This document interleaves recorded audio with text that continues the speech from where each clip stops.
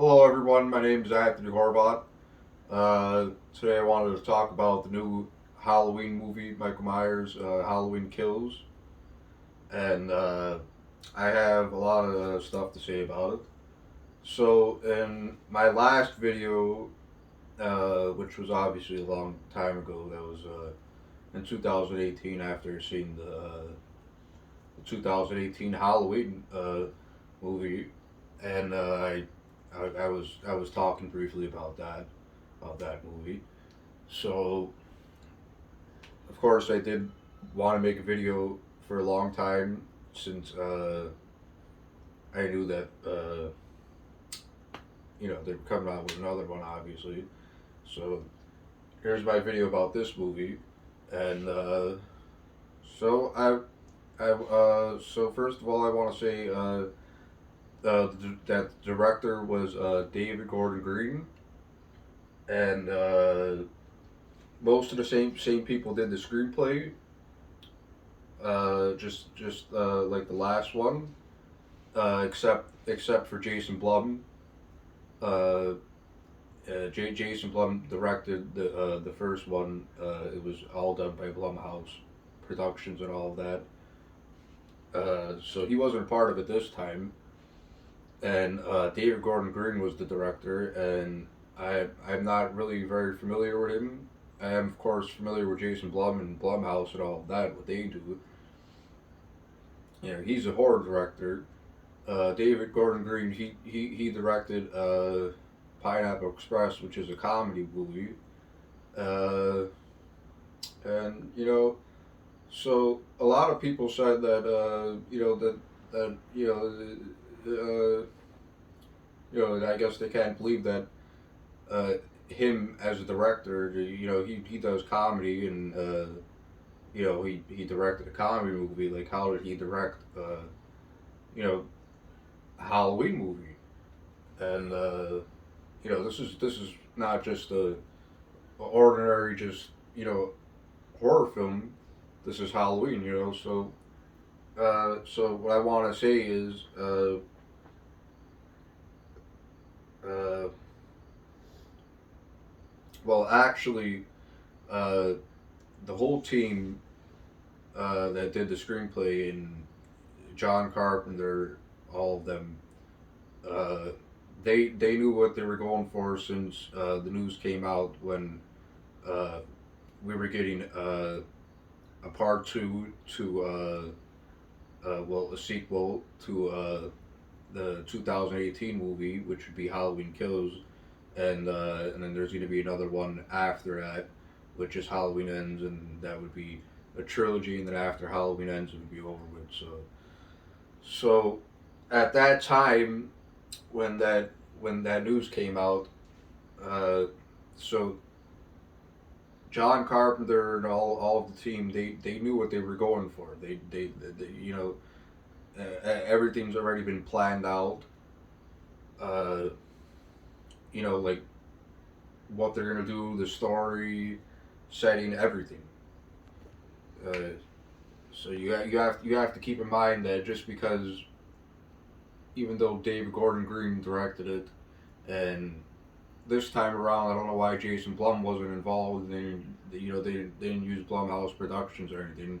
I don't know why, but to me, I don't think it really matters who directed it, because you gotta understand this the story, the from the first screenplay. uh, you know the whole team already knew what they were doing, including Nick Castle and James Drew Courtney, who plays as Michael Myers, the Shape. They take turns doing their part as Michael Myers, and so they all knew what they were going for. The story, everything, it's already all planned out, and actually I'm pretty sure it's already finished by now. I mean, well, they have Halloween Ends coming out, so, and then that will be the last movie. I'm they know what they're going for with the story, but they'll touch up little things about the screenplay and the setting, whatever. But that's just common sense, of course.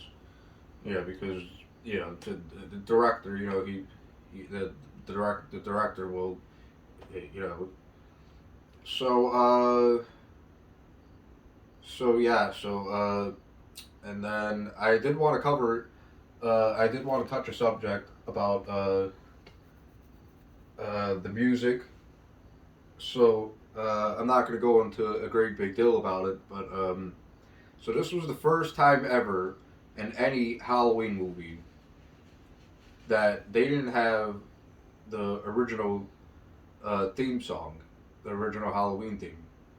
Uh, you know, they they really mixed it and edited it a lot, but it wasn't. They actually didn't have the original Halloween theme playing. So uh, I believe uh, there's actually someone in from this one Halloween Kills that is the main the head of the music department, and it was always John Carpenter for every Halloween movie. He was the head of it, but you still see in the post no no, no in the beginning of the movie, the credits, the music is still done by John Carpenter and John Carpenter's son, Cody Carpenter, and they had one other person come on board, and he was finally credited in this one, and he helped them with the last one with the music. So so yeah, so there's that as well, and then uh,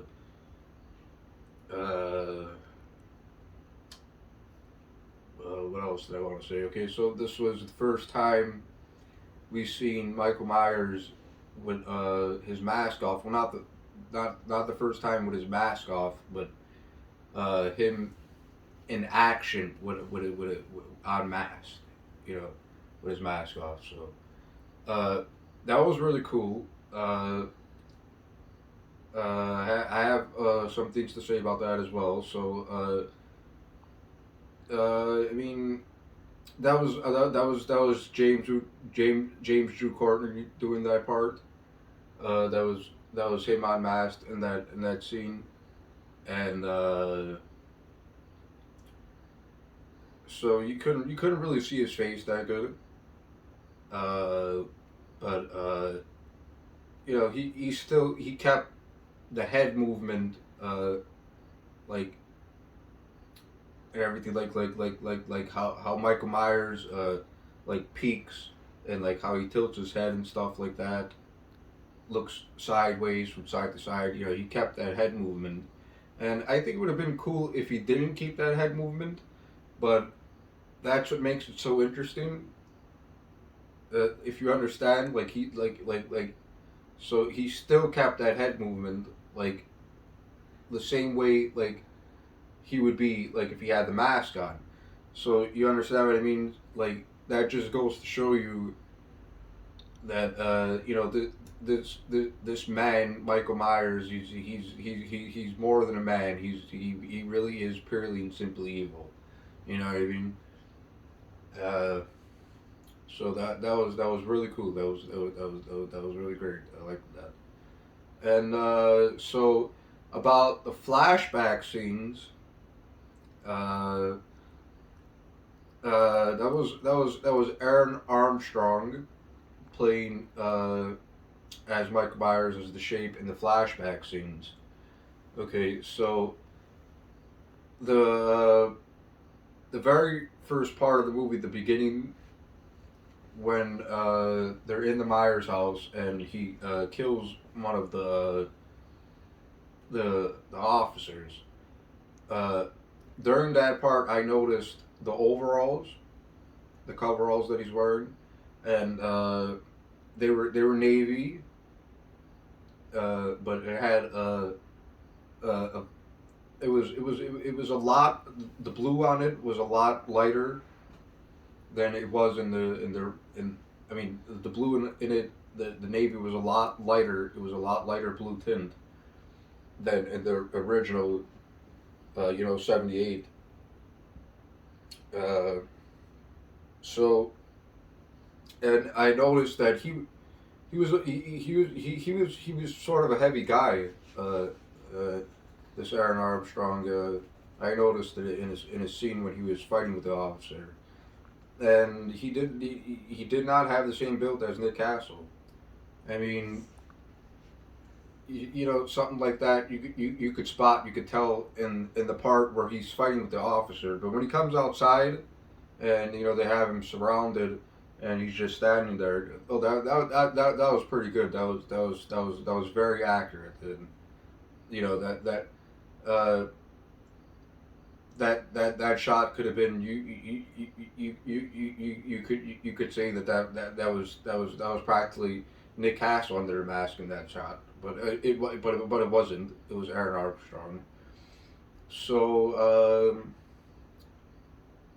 yeah, and uh, then outside they did after just that one scene outside. Well, when they have him surrounded, uh, when he first comes out, you could see the green coveralls, overalls. They use one pair in like one shot, and then it switches back to the navy. So they did that pretty good. And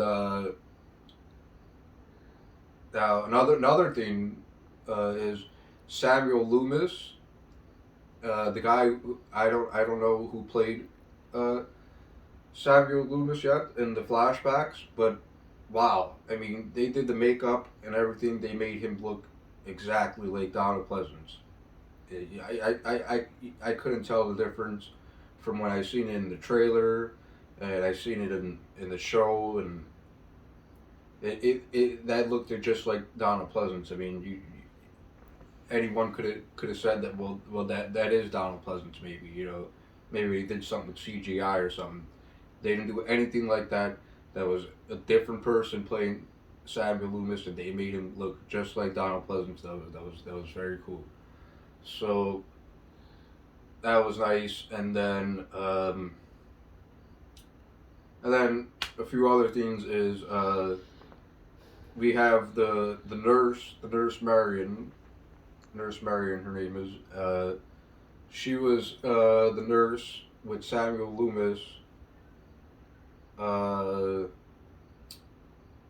in the beginning of the original film, the '78, when he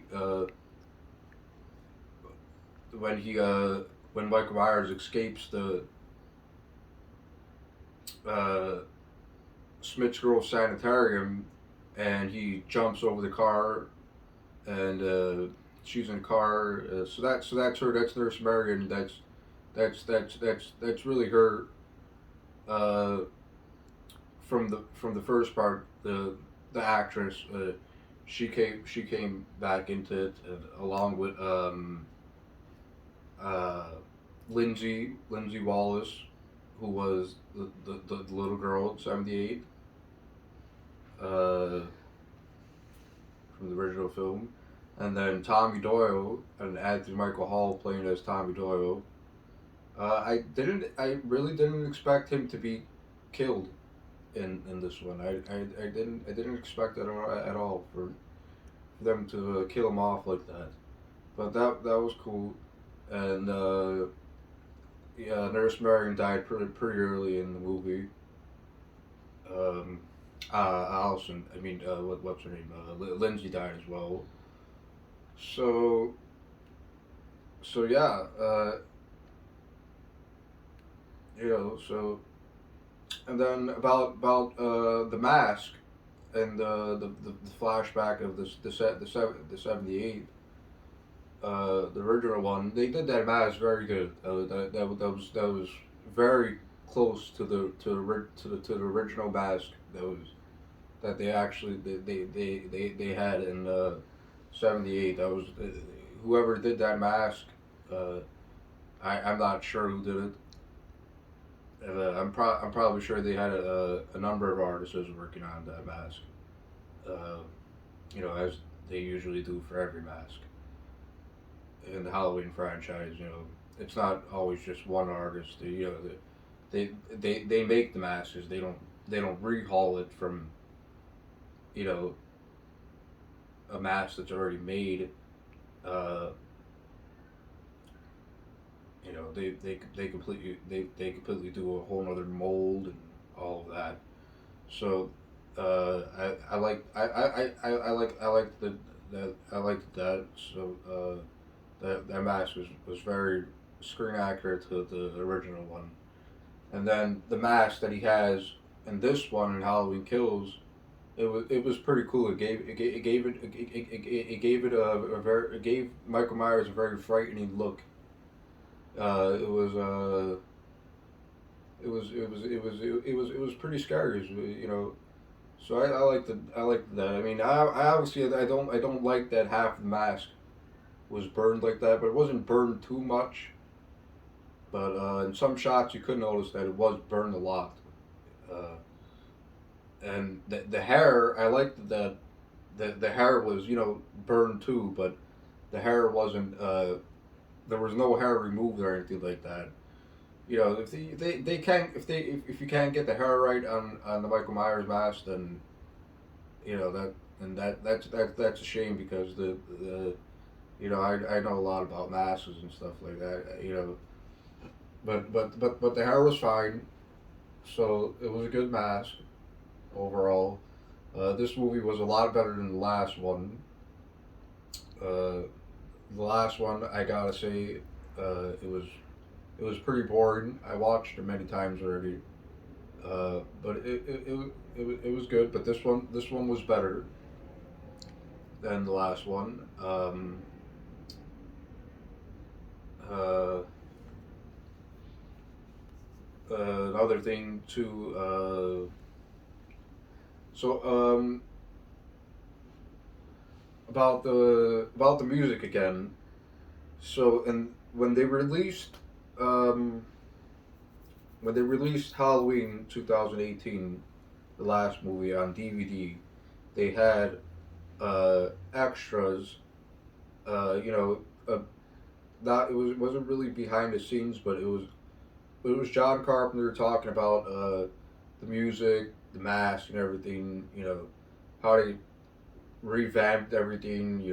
40 years later, talked about the story and everything, and it was the cast members as well.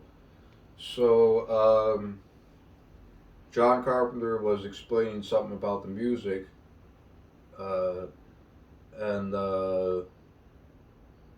it was something that I didn't know, but I would just like to share this with you because I'm a musician and I play piano, and then as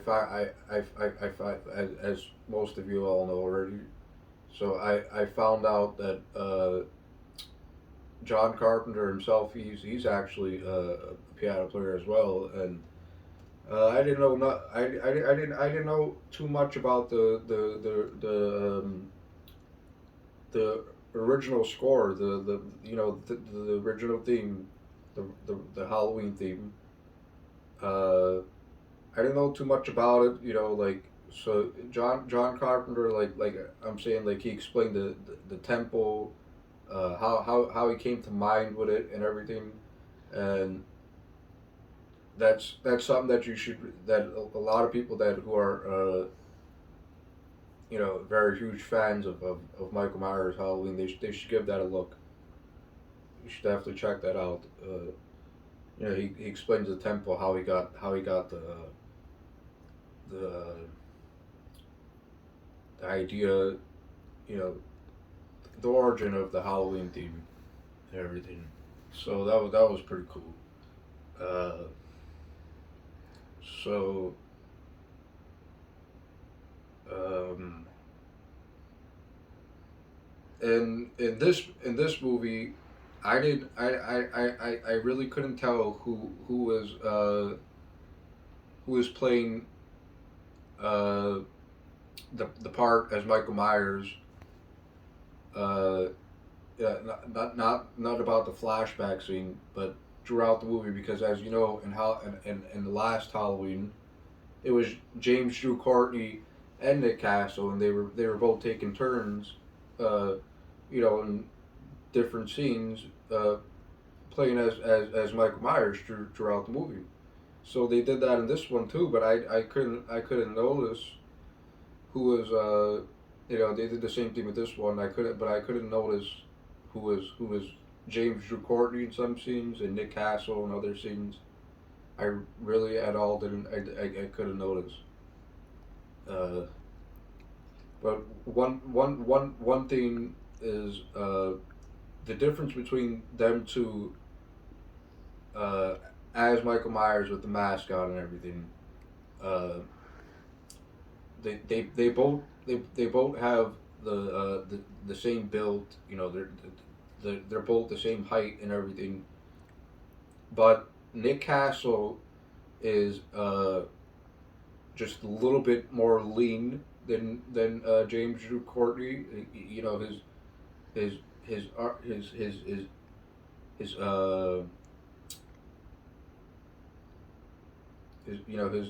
his body is just more lean, and he's you could tell that his stomach is slimmer and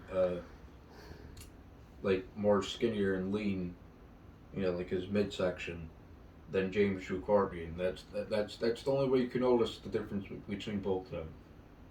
You know what I mean? And not only that, they both pull off the his the way he walks, the head movement. Mike Myers. They both do it the same way. And this one, they sure as hell did. It was perfect because I couldn't tell in any of the scenes. Uh, that's Nick Castle or that's James Drew Courtney under a mask. But I'll have to look more into that. Because like in the last one, I knew uh, which scenes James Drew Courtney was doing and which scenes Nick Castle was doing, and you could have told the difference. But yeah, uh, uh, so that's something. And then I wanted to talk about my favorite part in the movie. How when and it was the teaser trailer. I think it was the first official teaser trailer, uh, where Laurie Strode is in, and Laurie Strode and her granddaughter Allison and her daughter are in the back of the truck, when they're escaping from the house after they just burned down the house and they escaped. And Laurie Strode is screaming. She's frantic and everything, and she you hear the you hear and you see the fire department and the ambulance going towards the house, and she's like, oh, like this is not good. Like let him burn. She's screaming. And that was great. I loved that. That was great. That was very good. That was intriguing. I liked that a lot. So then another thing about uh, about how a lot of people were talking about how Michael Myers is gonna before the movie came out and before they revealed that he actually how he escaped from the house, how he survived and everything. A lot of people were debating uh, how we're going to see him survive the fire and come out of the house and whatever. So he did hide in that gun storage in the basement. Doesn't show how he got in there because I think she locked it, Laurie Strode. I think it was locked. It doesn't show how he got in there, but you see in like 3 seconds of the scene that he actually comes out of there, and then of course he wouldn't have I don't think he would have made it out of the basement if it wasn't for the firemen to break down the break the floor down because, well, actually, I think the floor broke down by itself because of the fire, and then that's how he got out. That's how he survived. He would have survived anyhow. You know, him being Michael Myers and his supernatural stuff and all of that. But so that covers that subject about how he escaped. And I don't know, not sure what else is there to say. If there's anything else to cover. Well, that was part two of the trilogy. That was Halloween Kills, and it picked up. It was a sequel. It picked up right after in the first one, the 2018 movie, right after when they Laurie Strode burned the house down. So yeah, now all that's left, all that remains is the last final movie that John Carpenter is going to be making in the Halloween franchise that he'll be a part of. Uh, the third part, the end of the trilogy, Halloween ends, and that should be coming out next year, I think. But how everything is. We'll see how everything goes. Uh, no one knows what the story is going to be about yet. What's going to happen? Who's going to be killed? If Lord will die in it finally, or uh, they'll finally kill Michael Myers. Who knows how they're going to end it? So yeah. Uh, uh, that's about it for this video. And yeah, so thank you everyone for watching. Uh, and this was me talking about Halloween Kills. Okay, thank you.